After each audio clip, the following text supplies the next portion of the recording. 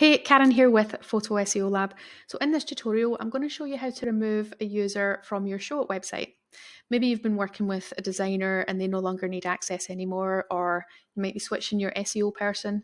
So let's head over to Showit. You'll sign into the platform as normal, just with a login there. And once you've signed in, you're going to want to head to the bottom left-hand corner. So let me move my head. Click on the kind of account name down here. And then in the account settings, you want to navigate to Manage Account.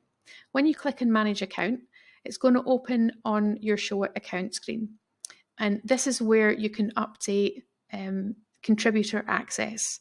So you see just at the bottom, we've got contributor access, and anyone else that has got access to your website will be listed here. And you simply click on the trash can next to their name, and that's them removed from your website. So really super easy.